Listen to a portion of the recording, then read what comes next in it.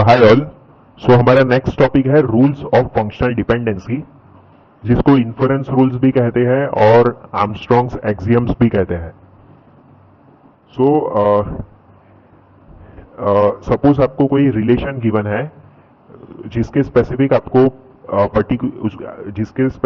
Particular set of functional dependencies भी given है। सो आप using rules of functional dependency कुछ नए फंक्शनल डिपेंडेंसीज डिराइव कर सकते हो which are not written in the set which is given to you। मतलब उस पर्टिकुलर फंक्शनल डिपेंडेंसी का जो सेट है जो आपको गिवन है फॉर पर्टिकुलर रिलेशन, उसमें भले ही वो रूल्स मेंशन नहीं है, लेकिन उन पर्टिकुलर फंक्शनल डिपेंडेंसीज को यूज करके आप नए रूल्स डिराइव कर सकते हो। सो वही चीज लिखी है, if we are given a set of functional dependencies for a relation, it is possible that we can derive more functional dependencies using that set. तो अभी रूल कौन कौन से होते हैं वो हम देखेंगे। तो जो आर्मस्ट्रॉन्ग्स एक्सियम्स होते हैं, यानी कि रूल्स ऑफ फंक्शनल डिपेंडेंसी या इन्फरेंस रूल्स, उसमें दो कैटेगरी होती है रूल्स की, primary rules and secondary rules. So primary rules वो होते हैं जिनको यूज करके आप सेकेंडरी रूल्स डिराइव कर सकते हो या डिजाइन कर सकते हो। So primary rules are the rules with the help of which we can design all the remaining rules. और प्राइमरी रूल में तीन रूल्स होते हैं basically, reflexive, transitive and augmentation.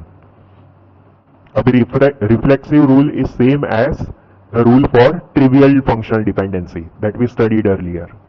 तो इसमें क्या होता है कि suppose x tending to y आपको कोई डिपेंडेंसी गिवन है and y is a subset of x, यानी कि RHS जो है वो LHS का सबसेट है, then x tending to y is a functional dependency. मतलब कोई भी डिपेंडेंसी में गिवन है आपको और उसमें RHS LHS का सबसेट है, देन बाय डिफॉल्ट वो फंक्शनल डिपेंडेंसी होल्ड करेगी ही करेगी। फिर second rule is transitive rule. So transitive rule में क्या होता है कि सपोज आपको कोई रिलेशन दिया हुआ है जिसकी एट्रीब्यूट्स है A, B and C, and this is the functional dependency set जिसमें आपको दो फंक्शनल डिपेंडेंसीज दिया है, A tends to B and B tends to C। तो यहां पर आप देख सकते हो कि फर्स्ट फंक्शनल डिपेंडेंसी का RHS जो है वो सेकेंड फंक्शनल डिपेंडेंसी के LHS में आ गया।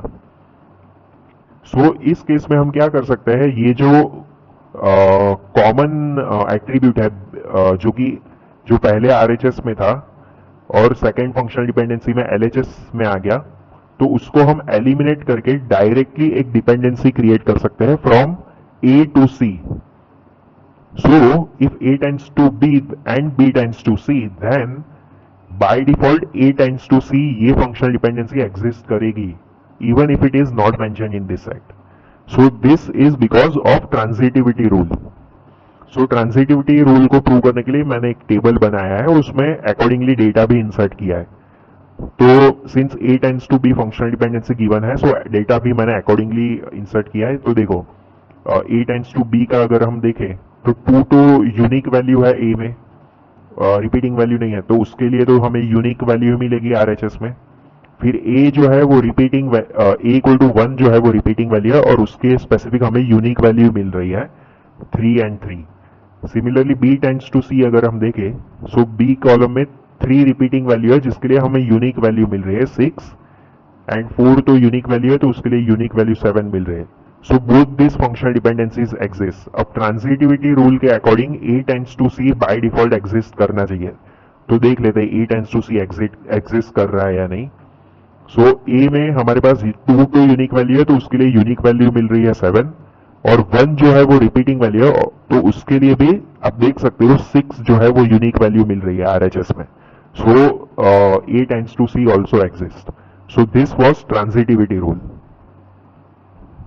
Now next is augmentation rule। augmentation rule simple है, सपोज आपको x टेंडिंग टू y कोई फंक्शनल डिपेंडेंसी गिवन है तो आप LHS में और RHS में दोनों जगह कोई भी सेम एट्रीब्यूट या same set of attributes mention कर सकते हो, यानी कि ऐड कर सकते हो, and that functional dependency will still hold. मतलब x tending to y functional dependency है तो आप xz tends to yz dependency लिख सकते हो which will always hold this functional dependency. तो z यहां पर है कोई भी सेम कॉमन attribute या set of attributes that is added on LHS and RHS both. So this was augmentation rule.